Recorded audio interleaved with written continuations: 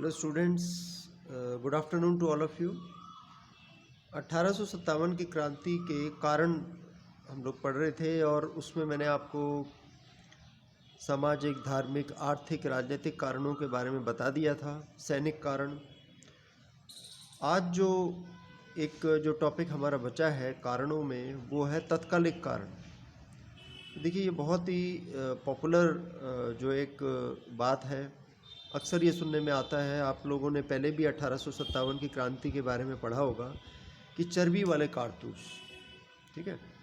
यानी 1857 की क्रांति का जो तत्कालिक कारण बना था वो चर्बी वाले कारतूस थे, ग्रीस्ड कार्ट्रिजेस जिसे बोलते हैं इंग्लिश में।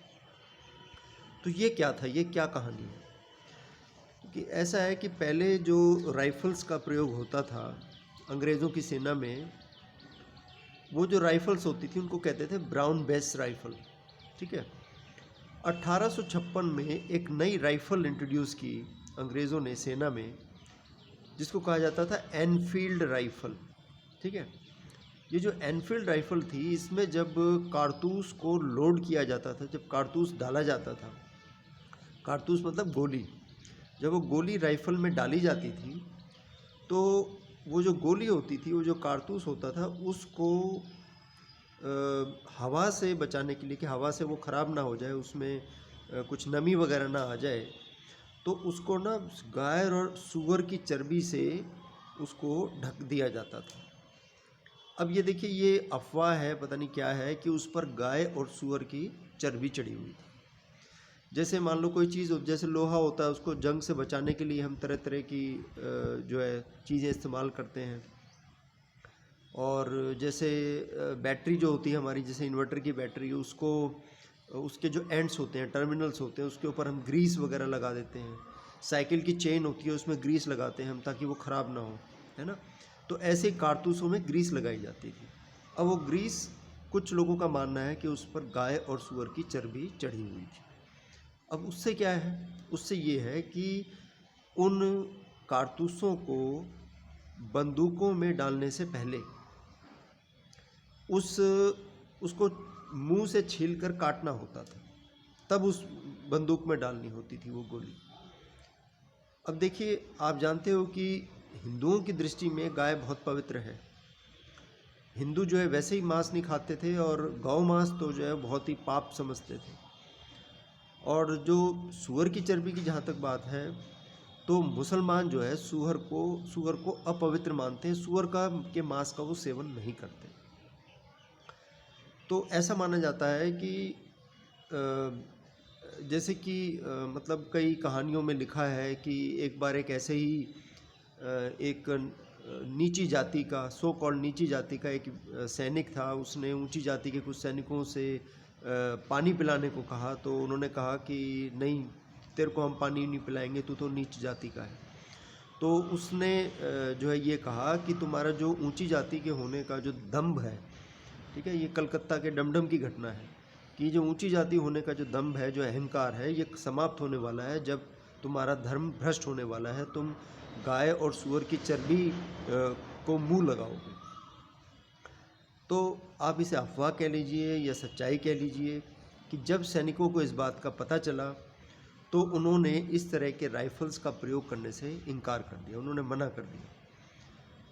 तो सबसे पहले जब अंग्रेज़ों ने कारतूसों का प्रयोग करने के लिए बैरकपुर नामक जो छावनी थी वहाँ पर कहा कि इन कारतूसों का प्रयोग करो, तो मंगल पांडे ने इसे इनकार कर दिया। और 29 मार्च 1857 को मंगल पांडे ने इन चर्बी वाले कारतूसों के खिलाफ क्रांति का बिगुल बजा दिया।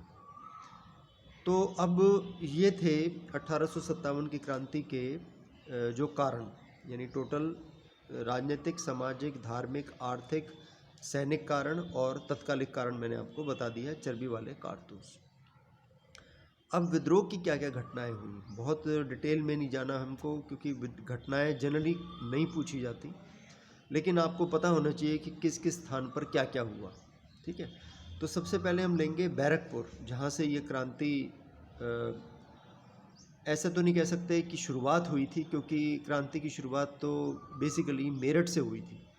लेकिन ये पहली घटना थी कि जब 1857 के विद्रोह का जो प्रारंभ है, हम कह सकते हैं कि 29 मार्च 1857 को कलकत्ता में बैरकपुर छावनी से हुआ था और इसका नेतृत्व किया था मंगल पांडे ने। एक्चुअली ऑफिशियली जो ये स्टार्ट हुई थी ये तो मेरठ से हुई थी। तो मंगल पांडे नामक एक सैनिक ने इसकी शुरुआत की और चर्बी वाले कारतूसों का प्रयोग करने से उसने इनकार कर दिया और अन्य सैनिकों को भी ऐसा ही करने को कहा। उसने सैनिकों को बताया कि ऐसे ऐसे चर्बी वाले कारतूस जो है वो इसमें लगे हुए हैं। तो जब एक अंग्रेज अधिकारी ह्यूगसन ने मंगल पांडे को चर्बी वाले कारतूसों का प्रयोग करने के लिए विवश किया, तो मंगल पांडे ने, इनके पास बंदूक तो थी ही, सैनिक थे, तो मंगल पांडे ने उसको गोली से उड़ा दिया।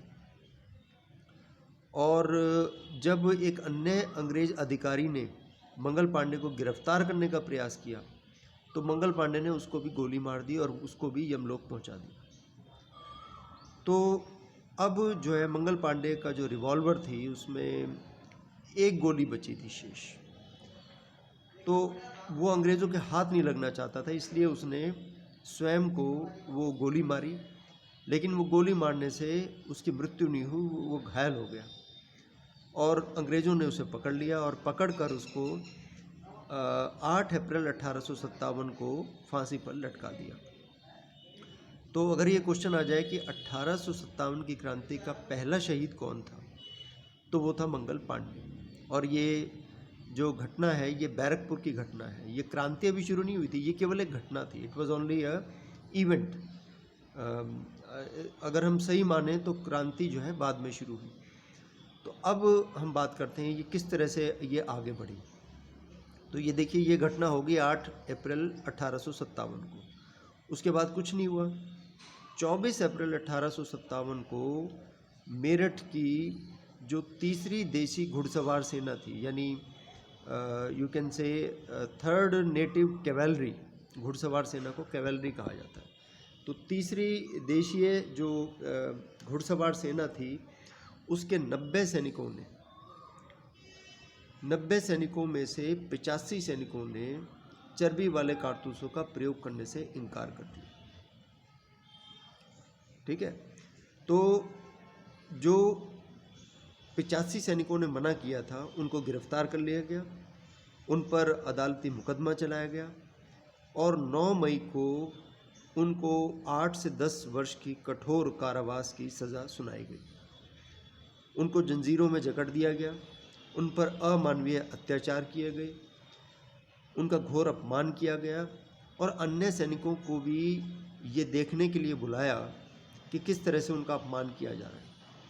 तो अंग्रेज़ों ने सोचा कि अन्य सैनिक जब देखेंगे कि इस तरह से अत्याचार किया जा रहा है, इस तरह से अपमान किया जा रहा है, तो वो हतोत्साहित होंगे क्रांति करने में।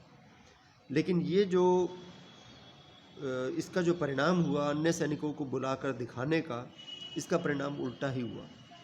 अंग्रेज़ों के इस क्रूर व्यवहार को देखकर उन सैनिकों का खून खौल उठा।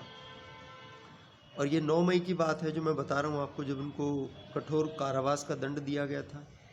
10 मई 1857 को इन सैनिकों ने, जिन्होंने ये मंज़र देखा था अपने साथी सैनिकों की अमानवीय अत्याचार का, 85 सैनिकों का जो मंज़र उन्होंने देखा, तो उन सैनिकों ने जेल पर अचानक आक्रमण करके अपने साथियों को वहाँ से छुड़ा लिया और नारे लगाने शुरू कर दिए, मारो फिरंगी को और हर हर महादेव। तो इस प्रकार से कुछ अंग्रेज अधिकारियों का और उनके परिवारों का वध कर दिया गया, कई अंग्रेज़ों के घरों को जला दिया गया और उसके पश्चात वो दिल्ली की ओर चल पड़े। जनरल हेविट, जो उस समय मेरठ छावनी का कमांडर था, उसने इस विद्रोह के खिलाफ कुछ भी नहीं किया, क्योंकि उसने देखा कि किस तरह से ये लगभग 2-3 हज़ार सैनिक थे, उनका सामना करना आसान नहीं था। इसके बाद जब ये मेरठ में जब ये विद्रोह हुआ 10 मई 1857 को, तो 11 मई 1857 को मेरठ से लगभग 2000 जो सैनिक थे अंग्रेजी सेना के, भारतीय सैनिक, वो दिल्ली पहुंच गए। उसी रात को निकल गए थे वो मेरठ से दिल्ली के लिए। और यहाँ पर उन्होंने 2 ही दिनों में अंग्रेज़ कमांडर था जिसका नाम था जनरल विलोबी। जनरल विलोबी को उन्होंने पराजित करके और दिल्ली पर अधिकार कर लिया, यानी मेरठ पर भी अधिकार कर लिया, दिल्ली पर भी अधिकार कर लिया।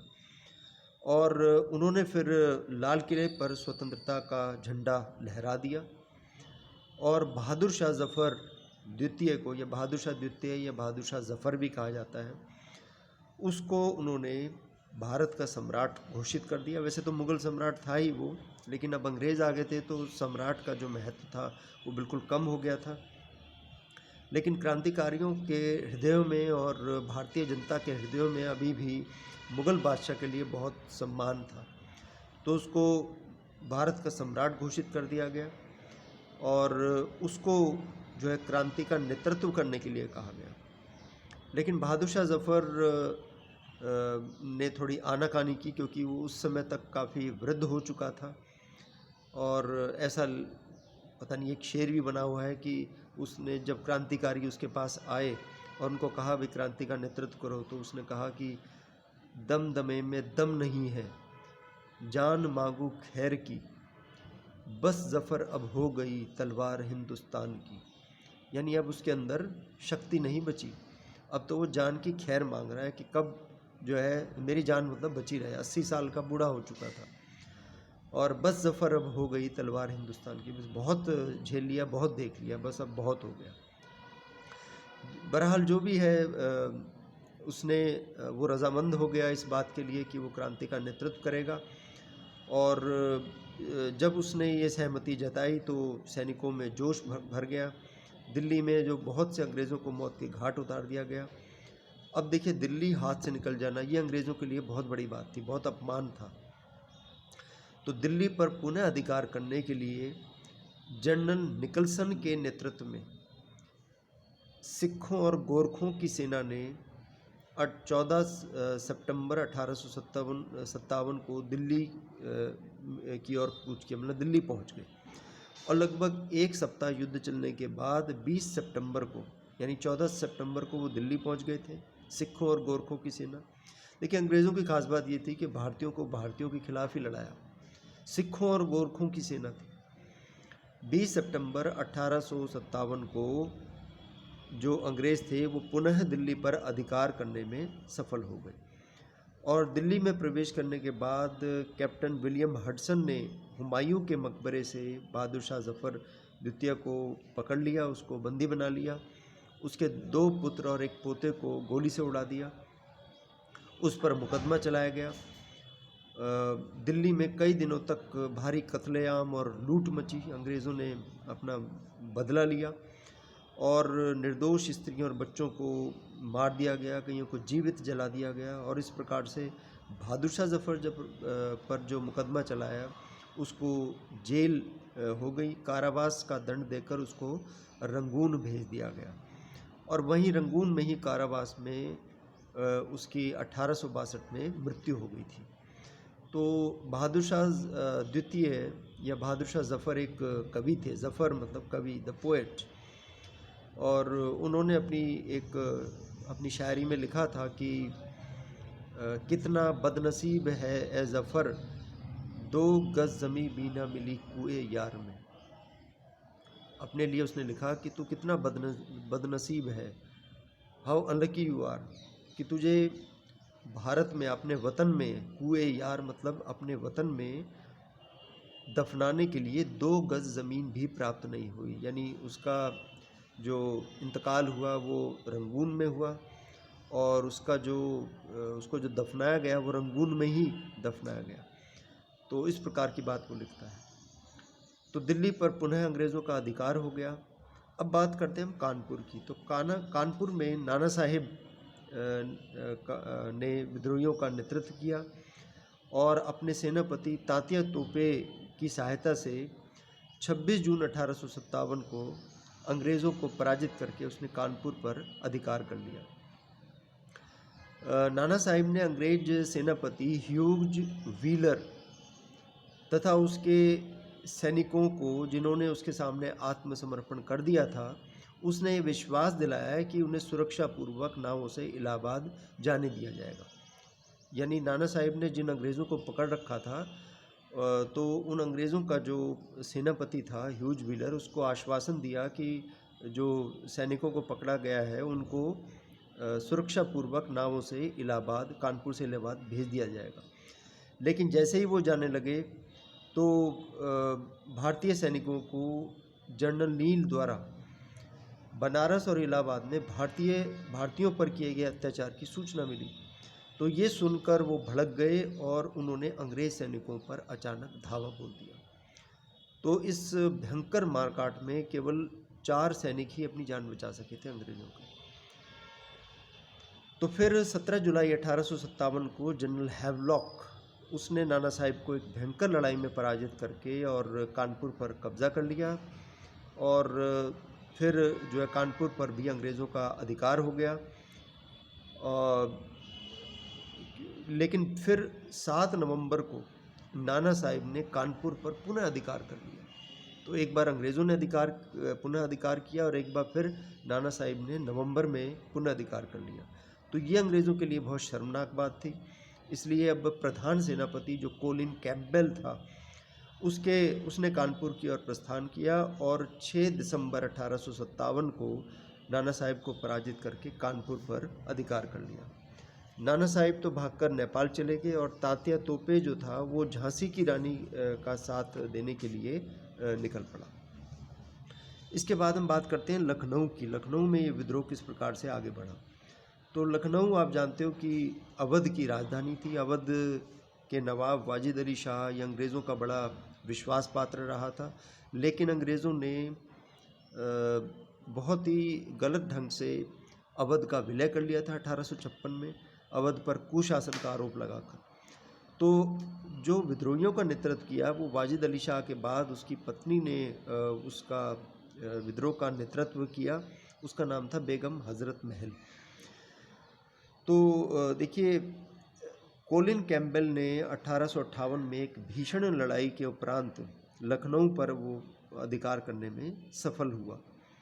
तो लखनऊ में भी जो है इस तरह से अंग्रेज़ों ने जीत हासिल की। जो लखनऊ पर कब्ज़ा कर लिया गया था, अंग्रेज़ों को पहले पराजित कर दिया गया था।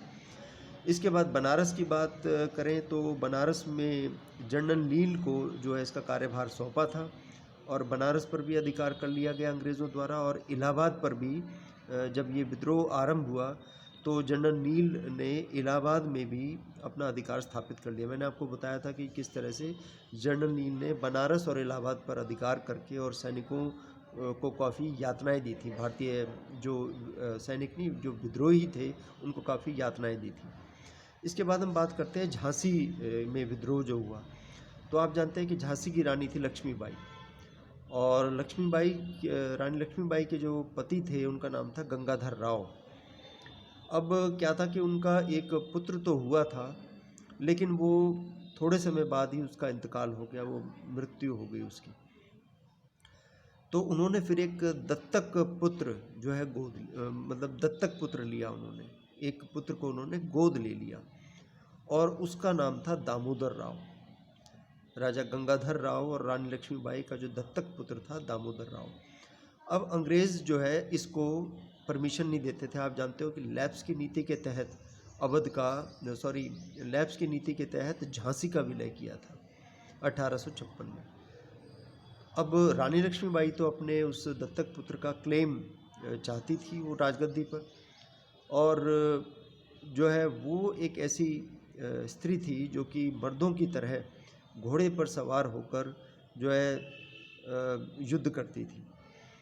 तो राजा गंगाधर राव की तो मृत्यु हो गई थी। तो जब उसने देखा कि क्या हुआ, अंग्रेजी सेना ने झांसी के किले पर आक्रमण कर दिया, लेकिन झांसी की रानी ने बहुत वीरता के साथ अंग्रेज़ों की सेना का सामना किया।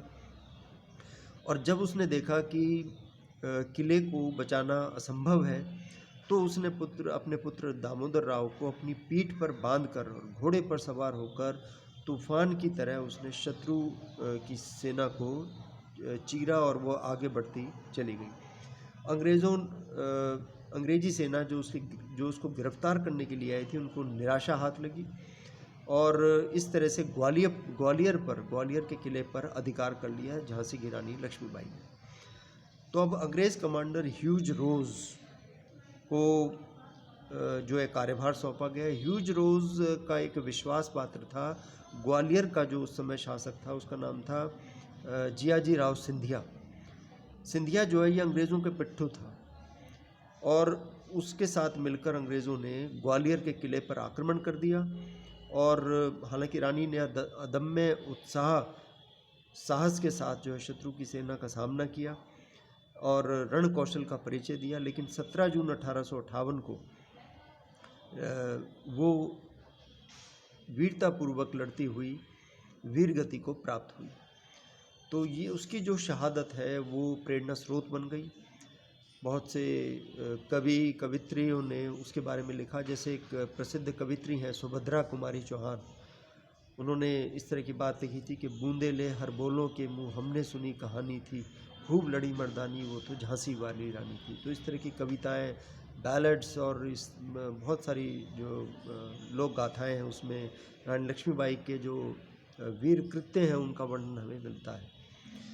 इसके बाद बात करते हैं बरेली में। तो बरेली में भी क्रांति हुई, से विद्रोह हुआ। ये हम 1857 की क्रांति के विद्रोह का जो मैप है उसमें हम ये सारे केंद्र भरेंगे जो मैं बता रहा हूँ ना आपको। अभी तक हमने जैसे बैरकपुर, दिल्ली, मेरठ और कानपुर, इलाहाबाद, लखनऊ, ग्वालियर, ये सारे केंद्र हम उसमें भरने वाले हैं। तो बरेली में जो विद्रोह हुआ उसका नेतृत्व किया एक मुस्लिम शासक जिसका नाम था खान बहादुर खान, और फैज़ाबाद का मौलवी अहमदुल्ला भी उससे जाकर आ मिला। फैज़ाबाद जो है लखनऊ के निकट है। लेकिन 1858 में कोलिन कैम्पबेल ने बरेली पर आक्रमण कर दिया। हालांकि खान बहादुर खान और मौलवी अहमदुल्ला ने अंग्रेज़ी सेनाओं का डटकर मुकाबला किया, लेकिन अंत में उसकी पराजय हुई और अहमदुल्ला भागकर शाहजहांपुर चला गया और बरेली पर अंग्रेज़ों का अधिकार हो गया। इसी तरह से बिहार भी क्रांति का केंद्र रहा। वहाँ पे जगदीशपुर का एक ज़मींदार था जिसका नाम था राजा कुंवर सिंह। ठीक है, कुंवर सिंह की आयु उस समय 80 वर्ष की थी, बहादुर शाह जफ़र की तरह, लेकिन उसके बावजूद उसकी भुजाओं में एक युवा से कम जो है बल नहीं था।